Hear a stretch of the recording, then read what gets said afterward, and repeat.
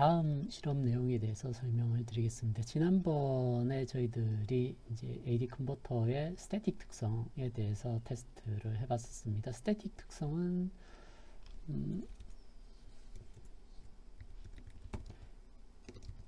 중요한 지표가 DNL과 INL을 측정해내는 거고요. 이걸 이해하기 위해서 저희들이 그 옵셋 에러, 게인 에러에 대한 이야기, 그리고 앱솔루트 액큐러시에 대한 얘기들을 했었습니다. 스태틱 특성은 그 샘플링 스피드와 상관없이 AD 컨버터가 가지고 있는 스태틱한 특성, 다시 말해서 스피드와 상관없는 특성을 나타냅니다. 다이내믹 특성은 샘플링 속도, 입력 신호의 주파수에 따라 달라질 수 있습니다. 그래서 스펙트럼 특성을 가지고 찾아내게 됩니다. 거기를 이해하기 위해서 먼저 DFT에 대한 개념들을 좀 익혀야 되는데요. DFT에 대한 내용을 잠깐 리뷰를 해보겠습니다. 지난번에 샘플링 시어리를 샘플링에 관한 얘기들을 지난번 이론 수업에 하면서 조금 언급을 했었는데요. 조금 더 DFT에서 알아보겠습니다. DFT와 DTFT가 서로 다르다고 말씀을 드렸었죠, 그죠? 여기 일단 그 신호가 이런 신호가 있다고 생각을 해보죠. VT가 DC 성분이 5, 그리고 1Hz 성분, 1Hz는 사인 성분인데요. 사인이 앰플리튜드가 2, 그리고 여기는 2Hz 신호가 크기가 3이고 코사인으로 주어져 있습니다. 이 신호를 샘플링 프리퀀시가 4Hz인 샘플 조건으로 샘플 포인트 4개로 샘플링을 했습니다. 그러면 빈이 0부터 3까지 가게 됩니다. 시간으로 보면 0부터 4분의 3초까지 샘플이 얻어지게 되는데요. 여기에 그 t equal 0를 넣게 되면 DC 성분 5가 나옵니다. 1인 경우 1을 집어넣으면 여기가 샘플이 1이란 얘기는 시간으로는 4분의 1에 해당하기 때문에 여기 t에 4분의 1을 넣게 되면 4가 나옵니다. 2일 때는 4분의 2에 해당하는 시간이죠. 그래서 t 대신에 4분의 1을 넣게 되면 8이 얻어지고요. 3을 넣는다는 얘기는 시간 대 세 번째 샘플이니까 4분의 3을 t 대신에 인가를 하게 되면 0이 나옵니다. 그래서 샘플을 얻게 되면 5, 4, 8, 0 이 세 개의 샘플이 4개의 샘플이 얻어집니다. 그 DFT를 한다는 이야기는 베이시스 함수 WN의 NK로 썸메이션을 하는, 여기로 프로젝션 하는 거죠. 그래서 다 프로덕트에 해당합니다. 그래서 VN과 베이시스 함수 간의 다 프로덕트를 구하게 되면 DFT의 스펙트럴 도메인에서 성분을 찾아낼 수 있습니다. 여기서 WNK, 여기 WN 지금 N이 4기 때문에 W4가 되는데요. W4는 exponential 마이너스 J의 4분의 2파이, 여기 4가 N에 해당하는 숫자입니다. 그래서 N분의 2파이로 되어 있는데 N이 지금 4에 해당하죠. 그래서 4를 넣게 되면 2분의 파이라서 W4가 마이너스 J가 나옵니다. 그래서 W4의 NK 뒤쪽 베이시스 함수는 이쪽으로 가면 그 N 값이 0에서부터 3까지 샘플 개수에 해당하고요. 세로 방향으로는 K 값에 해당합니다. K는 스펙트럼이 0에서부터 3까지 K가 움직이는 방향입니다. 그래서 여기서 N이 0에서 3까지, 여기서 K가 0에서 3까지 가게 되면 NK배를 하게 되면 이쪽 줄은 K가 0이기 때문에 다 1이 됩니다. WN의 0승이 되죠. 그죠? 여기는 N이 0이기 때문에 W4의 NK를 하게 되면 다 1이 나옵니다. 그 이외에는 여기서 W4의 1, 2, 3승, 그리고 K가 2니까요. 여기에 2, 4, 6이 나오고요. 여기는 K가 3이니까 3 곱하기 0, 3 곱하기 1, 3 곱하기 2, 3 곱하기 3 이렇게 나오죠. N과 K를 서로 곱해야 되니까요.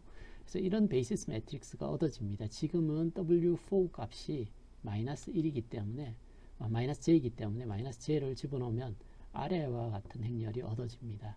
근데 여기에서 자세히 관찰을 해보시면 W4의 4, 다시 말해서 여기가 얼마가 나오느냐 하면 1이 나옵니다. 이게 1이 나오죠.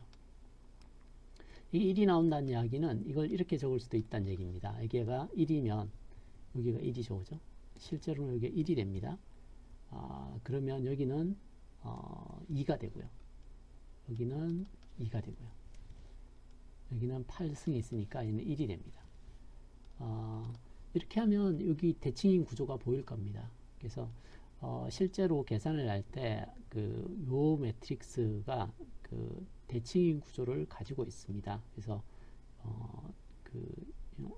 요 행렬 자체를 계산을 하는 방법은 straightforward합니다. 이 값을 집어넣으면 얻어지니까요. 그래서 이 행렬을 얻어진 샘플 5, 4, 8, 0 여기가 이제 샘플 값입니다. 이 샘플 값에 이 베이시스 펑션을 곱하게 되면 스펙트럴 값이 컨텐츠가 얻어집니다. 이 과정을 우리가 DFT라고 얘기를 합니다. 그래서 DFT 하는 과정을 설명을 드렸고요. DFT를 실제 어떻게 인터프리트 하는지를 살펴보겠습니다. 저희들이 이렇게 DFT 값을 구했습니다. DFT 값을 구하게 되면 저희들이 샘플 도메인에서 이렇게 얻어진 샘플을 DFT를 하게 되면 스펙트럴 도메인 값이 얻어집니다. 스펙트럴 도메인 값이 20, 마이너스 4j, 12, 4j 이렇게 얻어집니다. 크기만 보면 24, 12, 4 이렇게 됩니다. 자, 이 값을 저희들이 해석을 해볼 텐데요. 여기에 보시면 지금까지 여기에 있는 신호를 4Hz로 샘플링해서 샘플을 얻은 다음에 이걸 DFT를 취했습니다. DFT를 취하고 나면 지금 n이 4인 경우거든요. 그래서 n이 4기 때문에 0에서부터 3까지 빈이 변하게 됩니다. 그래서 0, 1, 2 여기 2인 자리 지금 보면 잠깐만요.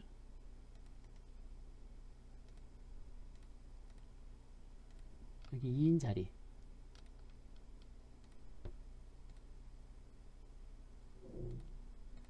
이 자리가 2분의 n인 자리입니다. 결국 거기가 파이 자리인데요. 보통 저희들이 DFT를 취했을 때 마이너스 파이에서 파이까지가 최대 프리퀀시가 됩니다. 파이를 넘어서는 값, 여기 뒤에 있는 값은 실제로는 네거티브 프리퀀시에 있는 거라고 보시면 됩니다. 마이너스 2분의 파이에 해당합니다. 그래서 스펙트럴 도메인에서 n이 4로 되어 있으면 n분의 2파이니까 2분의 파이 간격으로 샘플이 됩니다. 0, 2분의 파이, 파이 여기가 최대 프리퀀시고 그 다음에 마이너스 2분의 파이 그 다음에 제로가 오게 되는데 그게 여기가 오게 되겠죠. 그래서 이런 스펙트럼이 얻어지게 됩니다. 그래서 DFT 결과가 얻어지고요. 여기에서 DFT의 제로에 있는 값, 이 4가 뭐냐면 저희들이 보통 DFT를 취할 때 베이시스 펑션을 곱해서 이렇게 얻는다고 말씀을 드렸습니다. 인버스 DFT를 할 때는 n분의 1로 나눠주고 여기를 곱해서 인버스 DFT를 취하는데 이때 n분의 1, n이 지금 4인데요. n으로 나눠주는 게 어떤 의미인지를 한번 보겠습니다. 여기에서 n이 제로, 이게 스펙트럴 빈에서 주파수 도메인에서 DC 값을 살펴볼 때 이게 20이 얻어졌습니다. 여기에 지금 샘플 개수로 나눠주게 되면 20 나누기 4가 5가 나오는데 이 5가 뭐에 해당하느냐 하면 여기 DC 컴포넌트에 해당합니다. 여기 5라고 나와 있죠. 그죠? DC 컴포넌트가 얻어지는 걸 볼 수가 있습니다. 그리고 맨 끝에 12가 있습니다. 여기가 이제 2분의 n에 해당하는 자리인데 2분의 n이 지금 n분의 2죠. 그죠? n분의 2가 지금 이 자리입니다. 여기가 12 값이 나오는데 여기를 4로 나누면 3이 나오고요. 앵글은 제로 값입니다. 정수. 그러니까 이게 뭐냐면 여기에 3의 코사인 베이시스로 떨어진다는 걸 볼 수가 있습니다. 그리고 1번하고 3번을 보시면 여기가 4고 4인데 페이즈로 보면 마이너스 4j 앞에서 저희들이 봤을 때 여기 마이너스 4j와 플러스 4j가 나옵니다. 마이너스 4j와 플러스 4j가 나오는데요. 1번 빈 값이 마이너스 4j가 나옵니다. 그래서 앵글은 마이너스 90도입니다. 앵글이 마이너스 90도라는 얘기는 지금으로 봤을 때는 사인각이라는 이야기죠. 그죠? 사인각으로 떨어지고 그리고 4j하고 4j가 나오는데 여기를 4로 나눌 때 4n으로 나누고요. 곱하기 2를 내줍니다. 주파수가 여기와 여기 두 군데 있기 때문에 두 개 신호 크기를 곱해보면 얘가 2가 나옵니다. 이 값이 여기에 있는 성분 값을 나타냅니다. 그래서 스펙트럴 도메인에 있는 값을 n으로 나누면 스펙트럼 값이 나오는데 여기 보시면 특징이 여기 있는 성분과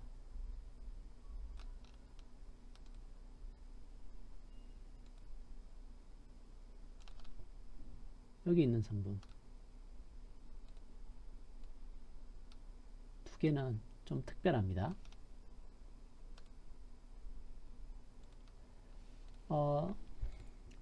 여기와 여기는 여기 값과 여기 값을 나타내는데요. 스펙트럴 도메인에서 한 번밖에 반복이 안 됩니다. 그래서 여기 있는 값과 좀 다릅니다. 여기는 보시면 n으로 나누고 나서 2를 곱해줍니다. 근데 여기는 그냥 n으로 나눴어요. 보통 n분의 2를 해서 스펙트럴 컨텐츠를 찾아내게 됩니다. 그래서 파워 스펙트럴을 구할 때는 보통 2를 곱해주고 n을 나눠서 스펙트럴 도메인을 찾아냅니다. 근데 0번하고 2분의 n 자리, 여기와 여기 자리는 2를 곱해주면 안 됩니다. 거기는 스펙트럴 도메인에서 한 번밖에 안 나오기 때문에 여기는 그냥 쓰시면 되고요. 나머지 주파성분에 대해서는 이렇게 찾으시면 됩니다. 그래서 보통 저희들이 스펙트럴 컨텐츠를 그릴 때는 이 값을 그려줍니다. 이 값을 그려주면 실제로는 그곳의 2배에 해당하는 값이 앰플리튜드라고 생각하시면 되고요. 이 앰플리튜드를 루트 2로 나누게 되면 RMS 값이 나옵니다. 저희들이 LT 스파이스를 가지고 시뮬레이션을 할 때 FFT를 해줄 때는 이 값에 루트 2로 나눈 값, 그러니까 RMS 값을 표시를 해줍니다. 그래서 어떤 경우에는 RMS 값을 표시할 때도 있고요. 어떤 경우는 이 값을 표시해 줄 때도 있습니다. 그래서 스펙트럴 덴시티를 어떤 경우에 어떻게 찾아내는가 하는가 하고요.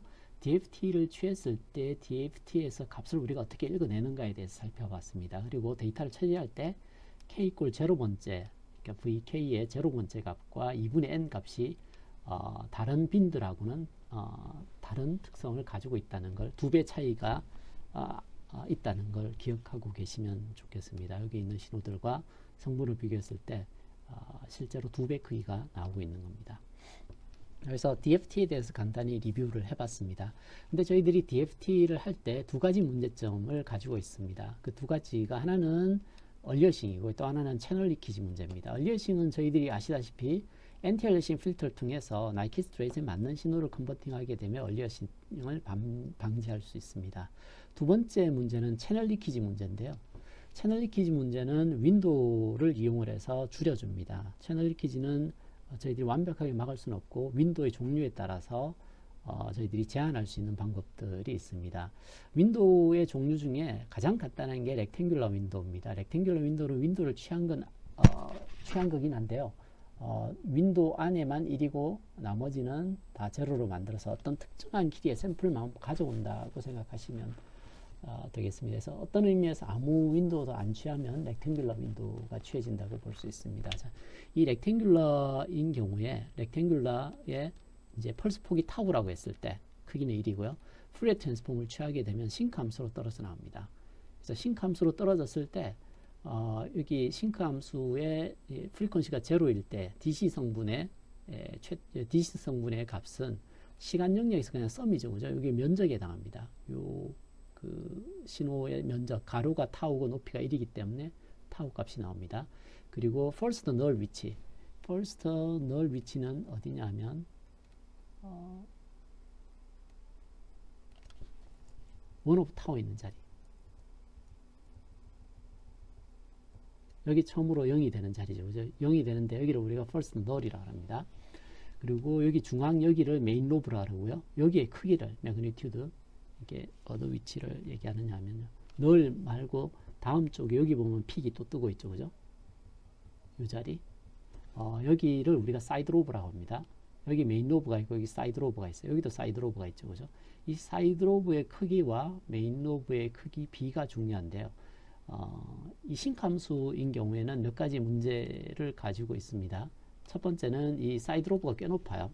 메인 로브하고 사이드 로브 사이에 비를 내게 되면 얘가 마이너스 13.5, 이게 13.56dB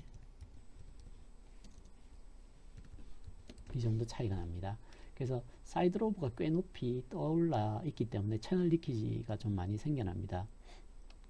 그리고 참고로 이게 타임 도메인에서 싱크 함수를, 여기 이제 싱크 함수인데요, 여기서 여기까지가 타우고요, 이게 마이너스 타우, 이렇게 생겨 있는 싱크 함수로 프리어 트랜스폼을 하게 되면 렉탱굴라 형태의 프리퀀시 도메인의 그 스펙트럴 특성이 렉탱굴라 나타납니다. 이건 아이디얼 로페스 필터가 이런 형태를 가지죠, 그죠? 아이디얼 로페스 필터는 이제 신호의 대역을 제한할 때 이런 아이디얼 로페스 필터를 통과시키고 싶으면 싱크 함수를 씌워줘야 됩니다. 근데 이제 싱크 함수의 문제는 시간에 대해서 보시면 그 사인은 크기가 1, 플러스 마이너스 1, 매그니튜드가 1로 바운드되어 있는데 이게 t가 1 오브 t로 줄어드는데요. 문제는 1 오브 t는 컨버지 수렴을 하지 않습니다. 이렇게 이런 거 있었죠.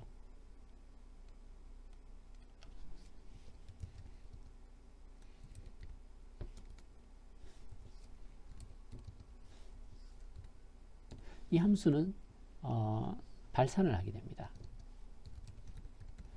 다이버지하는 특성을 가지고 있기 때문에 필터로 쓰면 에러가 많아집니다. 뒤에 트렁케이션을 해야 되는데 언젠가는 이 트렁케이션 에러가 어디를 자르든지 트렁케이트 되는 데를 다 하면 무한대로 가게 되어 있습니다. 그래서 이 싱크 필터를 조금 개선시킨 것들이 레이즈드 코사인 필터를 대역제한 필터로 많이 쓰죠. 그래서 디지털 통신에서 이제 펄 쉐이핑을 할 때 저희들이 사용하는 게 레이즈드 코사인 필터인데, 거기는 이게 롤러 팩터를 아이디얼에 가깝긴 하지만 롤러 팩터를 주게 됩니다. 그러면 이 테일이 수렴하는 속도가 증가를 해서 컨버지 되는 필터를 만들어낼 수가 있습니다. 그래서 지금 저희들이 윈도우로 사용되고 있는 렉탱귤러 윈도우를 사용을 했을 때에 주파수 도메인에서 윈도우 특성이 어떻게 주어진지를 살펴봤었는데요. 레졸루션 밴드위스가 그래서 타오분의 1에 의해서 정해집니다. 이게 타오분의 1과 마이너스 타오분의 1, 여기서 여기까지가 레졸루션, 주파수 분해능에 해당하게 됩니다. 그래서 어떤 주파수가 있을 때 이 분해능을 좋게 하려면 타우를 키워야 되는데요. 타우를 키우면 여기가 샤프해져서 주파수 분해능이 좋아집니다.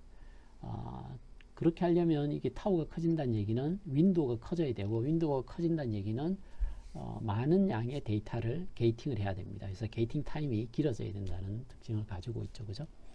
자, 그래서 윈도우를 보는 방법, 신호에서 윈도우를 어떻게 읽어내고 어떻게 보는지, 그리고 윈도우를 씌웠을 때 어떤 영향이 나타나는지를 이해하는 게 목적입니다. 근데 실제로 제가 말씀드린 것처럼 이 렉탱귤러 윈도우를 썼을 때는 싱크 함수 자체가 사이드 로브가 높게 떠오르는 단점이 있습니다. 그래서 그걸 보완하기 위해서 다른 종류의 윈도우들을 사용하는데요. 그 중에 하나가 이 해닝 윈도우입니다. 이제 해닝 윈도우의 식은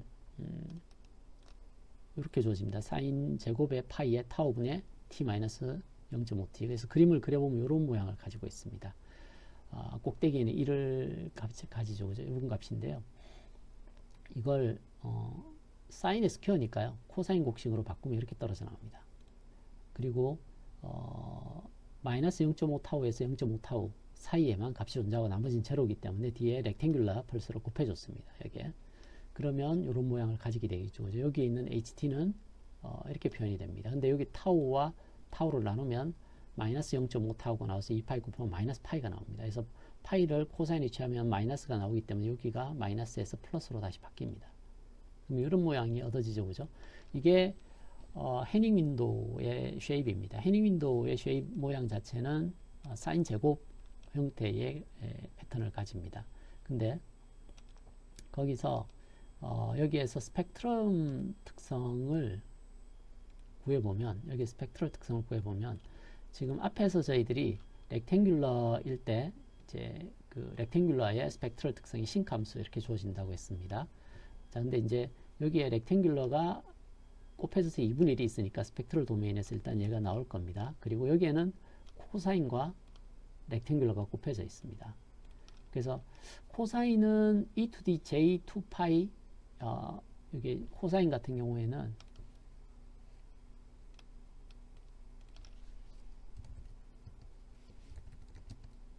코사인 세타가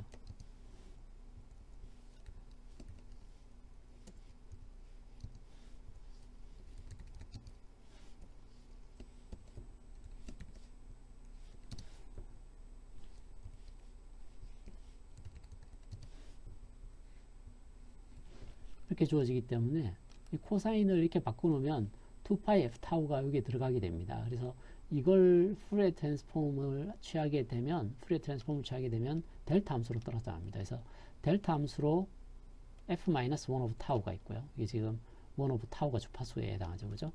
그리고 플러스 델타 f 플러스 떨어져 나옵니다. 그래서 윈도우 함수가 여기에 타임 도메인에서 프로덕트가 일어났기 때문에 주파수 도메인에서 이렇게 컨볼루션이 일어나게 됩니다.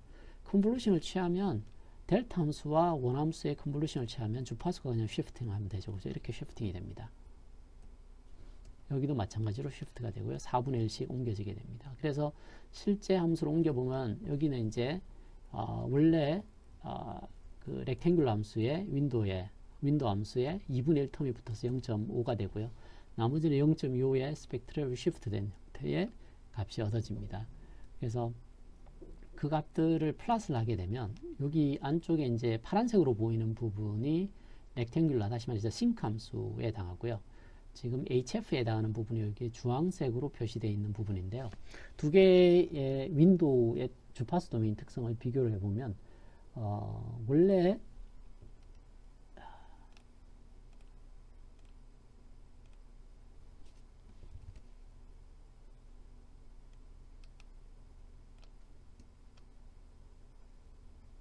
렉탱귤러 윈도우의 레졸루션은 요 정도 됩니다. 지금 조금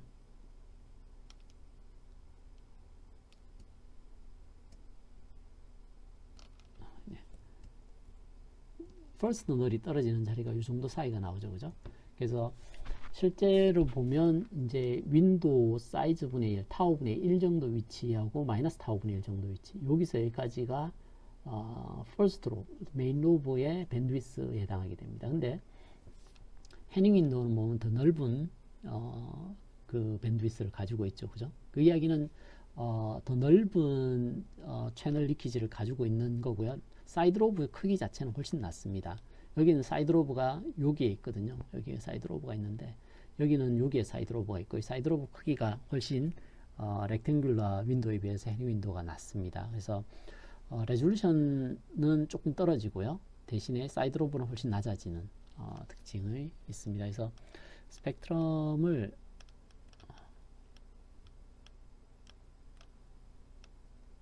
스펙트럼을 그릴 때는 이게 뭐지? 여기에 이제 제가 렉탱귤러 윈도우하고 해닝 윈도우의 스펙트럴 특성을 그려놓은 게 있는데 여기가 싱크 함수고요. 얘가 해닝 윈도우의 스펙트럴 특성입니다. 그래서 레졸루션이 이게 메인 로브의 밴드위스가 넓어지기 때문에 여기 안에 들어있는 모든 주파수들을 다 서밍을 해서 보여주고 있습니다. 창의 밴드위스가 어떤 차이가 있는지에 대해서 보여주는 게 있고요. 또 한 가지는 여기에 보면 DC 게인이 얘는 1인데 해닝 윈도우, 렉탱귤러는 1이지만 해닝 윈도우는 0.5에 해당하는 걸 볼 수가 있습니다. 그래서 게인이 0.5만큼 줄어든 크기로 보여주고 있는 걸 볼 수가 있습니다. 그래서 나중에 게인 코렉션이 필요한 경우에 곱하기 2를 해줘야지 정상적인 스펙트럴 값이 나옵니다. 이게 두 개를 비교해 놓은 게 있는데요. 해닝 윈도우가 좀 더 넓은 그 메인 로브 대역폭을 가지고 있습니다. 메인 로브 대역폭이 2배 정도 차이 나는데요. 얘는 여기 정도 있죠, 그죠? 실제로는 어퍼 밴드하고 로우 밴드 둘 다 봐야 되기 때문에 여기가 4가 될 겁니다. 그리고 여기는 플러스 마이너스니까 2가 되겠죠, 그죠? 이게 해닝 윈도우고요. 여기가 렉탱귤러 윈도우의 레졸루션 밴드위스라고 보면 됩니다. 여기서 여기까지가 렉탱귤러 윈도우의 레졸루션 밴드위스고요. 여기서부터 여기까지가 지금 해닝 윈도우의 레졸루션 밴드위스입니다. 그리고 사이드 로브의 크기는 얘가 13.26dB 정도 됩니다. 그래서 13.32 렉탱귤러가 여기에 크기가 이 메인 로브에 비해서 13.26dB 정도 된다는 얘기고요. 여기 크기에 비해서 이게 그 사이드 로브, 해닝 윈도우의 사이드 로브는 마이너스 31.5dB 정도 낮은 데 있게 됩니다. 그래서 훨씬 더 사이드 로브 크기가 줄어들어서 리키지를 줄일 수가 있죠. 근데 제가 말씀드린 것처럼 게인 팩터가 여기는 1이지만 여기는 0.5로 되어 있습니다. 그래서 나중에 게인 커렉션이 필요한 경우에 그걸 컴pen세이션 하기 위해서 스펙트럴 크기를 2배를 해줘야 됩니다. 그래서 저희들이 그 윈도우 이펙트에 대해서 알아봤고, 실제 윈도우를 씌울 때는 이렇게 됩니다. 여기를 보시면 파란색으로 보이는 부분이 저희들이 AD 컨버터로 샘플링한 신호입니다. 이 신호의 특징이 보시면 여기 시작할 때와 끝날 때가 서로 일치하지 않습니다. 이 일치하지 않게 되면 저희들이 DFT가 피어레딕 조건을 항상 만족해야 된다고 하는데요. 여기 값 다음이 바로 이 값으로 오기 때문에 디스컨티뉴티가 존재합니다. 그래서 디스컨티뉴티가 존재하게 되면 굉장히 높은 주파수 성분이 생겨나게 되고요. 그러면 채널 쪽에서 리키지들이 우리가 실제 신호가 아닌 이 디스컨티뉴티로 인한 채널 리키지들이 잔뜩 생겨나게 됩니다. 그런 리키지들을 없애기 위해서 윈도우를 씌우는데요. 윈도우 종류는 지금 저희들이 해닝을 쓰지만 해밍, 카이저 굉장히 다양한 종류의 윈도우들이 있게 됩니다. 카이저 윈도우 같은 경우는 거의 한 60dB 정도의 사이드 로브가 떨어지는 데가 있습니다. 근데 이제 저희들은 지금 해닝 윈도우인데 해닝 윈도우는 한 31.5dB 정도의 사이드 로브를 가지고 있습니다. 그래서 실제 파란색으로 얻어진 데이터에서 해닝 윈도우를 씌우면 주황색 같은 신호가 얻어집니다. 저 신호를 저희들이 DFT를 취하게 됩니다.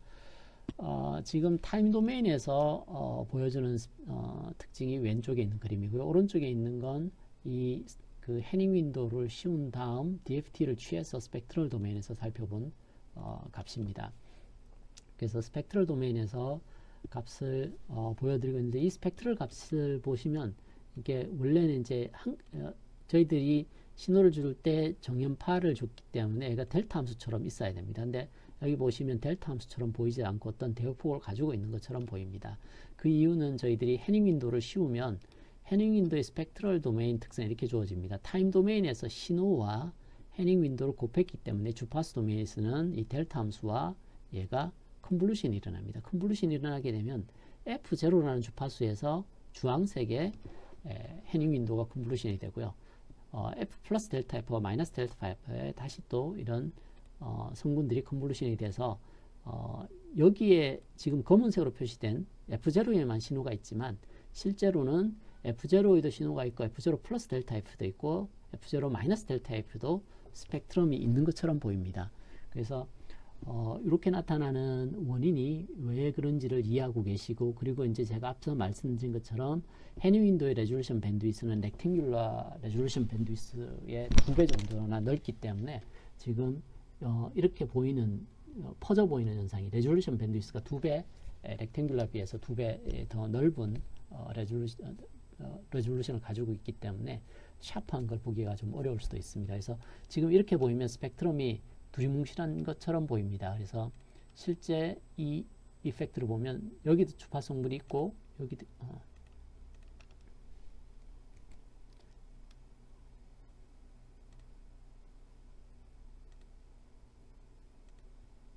스펙트럼 성분을 보시면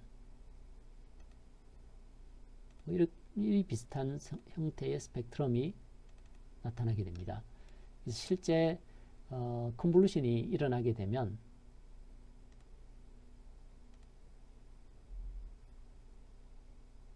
전체적으로 이런 스펙트럼이 보이게 됩니다. 그래서 실제로는 주파수 성분이 여기만 있지만 이 옆에도 있는 것처럼 보이는 이유는 이런 컨볼루션 효과 때문입니다. 그래서 조금 더 좋은 특성을 얻기를 원하면 이걸 조금 더 샤프한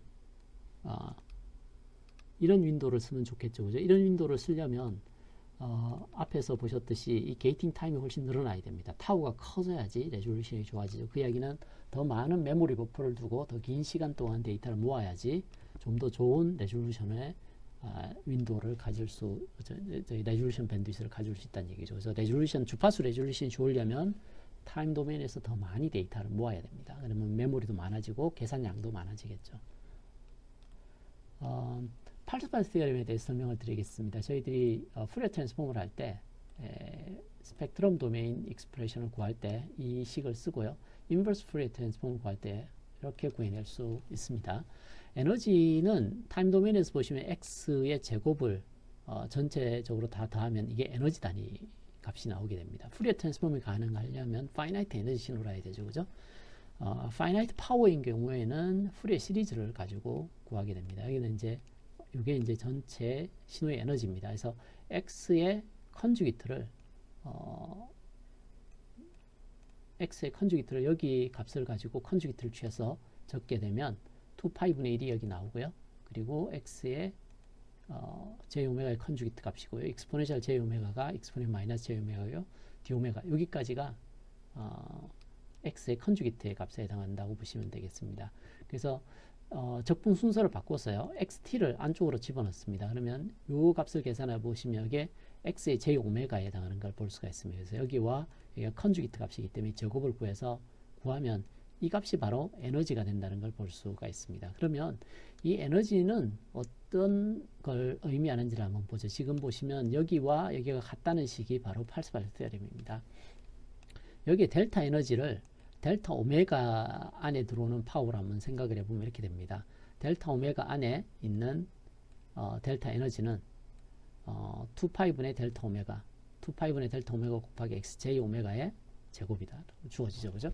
그래서 델타 오메가 나누기 2파이는 델타 f에 해당합니다. 그래서 푸리어 트랜스폼 한 xj 오메가의 절대치 제곱은 단위 밴드위스당 델타 f분의 델타 E라고 생각하시면 됩니다. 그래서 이게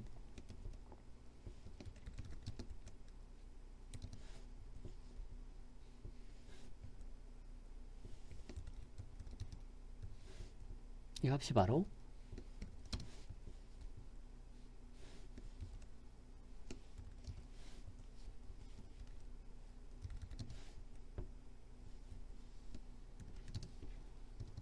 이 값을 나타내는 걸 얘기하고, 이걸 우리가 저희들이 파워 스펙트럴 덴시티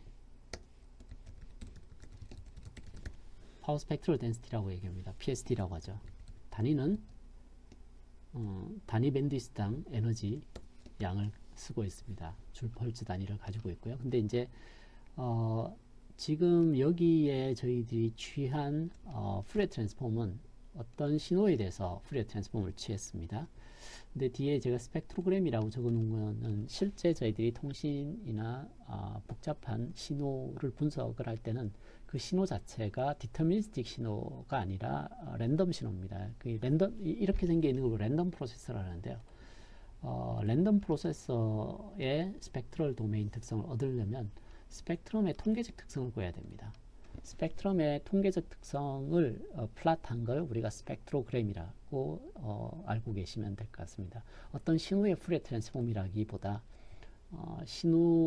랜덤 프로세스의 어떤 신호들을 푸리어 트랜스폼을 해서 그거의 통계적 특성을 플랫한 것, 그걸 우리가 스펙트로그램이라고 얘기하고, 일반적으로 저희들이 통신 시스템에서 플라팅하는 파워 스펙트럴 덴시티는 대부분 다 스펙트로그램을 그린다고 알고 계시면 좋을 것 같습니다.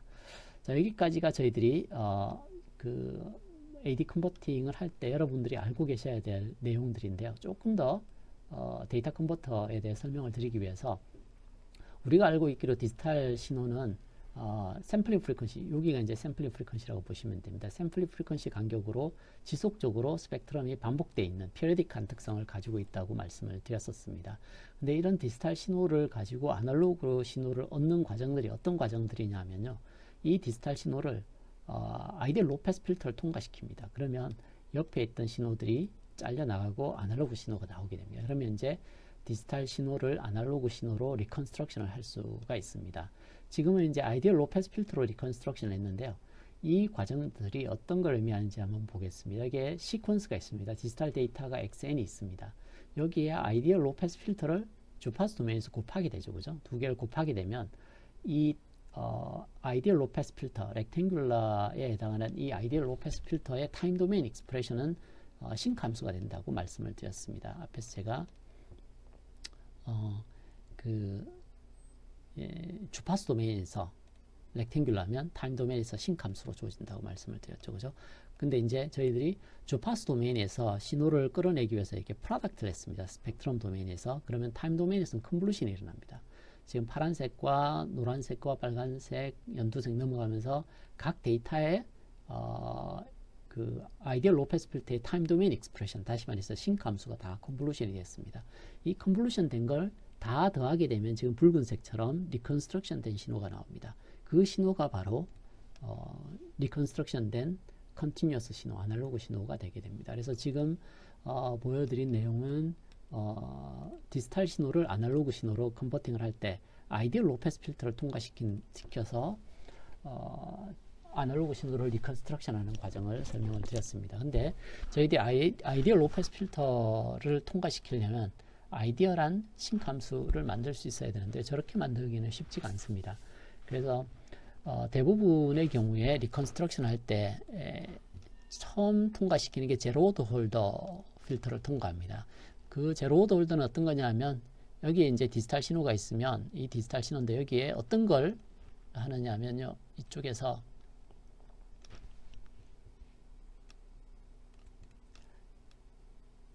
샘플링 타임하고 똑같은 펄스 폭의 렉탱귤러 펄스,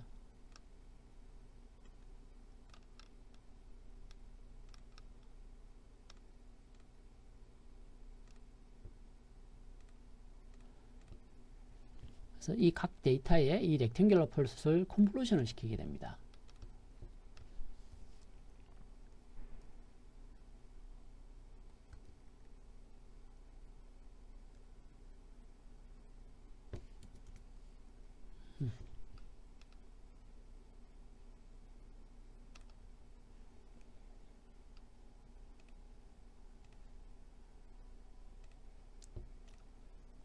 이 렉탱귤러와 데이터를 컨볼루션 시키면 데이터가 이런 데이터들이 얻어집니다.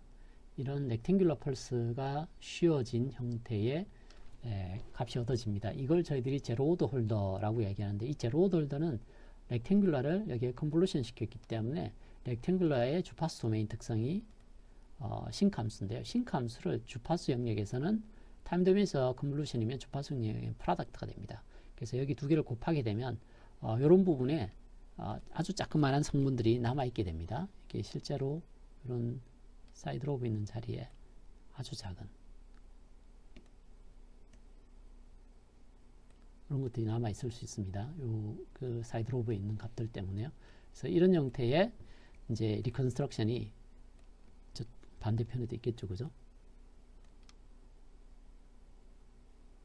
그렇게 이제 잔류하고 있는 스펙트럼이 있지만 거의 원래 있던 신호와 동일한 신호가 얻어집니다. 그래서 지금 파란색으로 보이는 게 이제 원래 아날로그 신호인데, 지금 제로 오더 홀더를 하게 되면 검은색으로 표시된 것처럼 이렇게 근사해서 출력을 하게 되는데요. 이 근사된 신호의 스펙트럴 특성은 이렇게 주어지게 됩니다. 그래서 원래 디지털 데이터와 리컨스트럭션 된 데이터 사이의 관계는 이 렉탱귤러 펄스, 다시 말해서 싱크 함수에 해당하는 그 필터가 주파수에서 곱해져서 얻어진 거라고 생각하시면 되겠습니다. 그래서 저희들이 좀 프랙티컬한 리컨스트럭션 과정을 이렇게 설명을 드렸는데, 나중에 그 제로 오더 홀더로 리컨스트럭션 된 걸 다시 한 번 더 아날로그 로패스 필터로 자르게 되면 여기에 남아있는 잔류 성분들을 클리어하게 잘라내서 좀 더 스무스한 원래 신호를 복원해낼 수 있습니다. 지금까지 말씀드린 부분이 이제 데이터 컨버터의 데이터 컨버터를 해석하기 위해서 기본적으로 필요한 정보들을 말씀을 드렸습니다. 다음 내용에서는 실제 저희들이 데이터를 얻어서 캐릭터라이즈하는, 이렇게 AD 컨버터의 다이내믹 특성을 캐릭터라이즈하는 과정들을 설명을 드리겠습니다.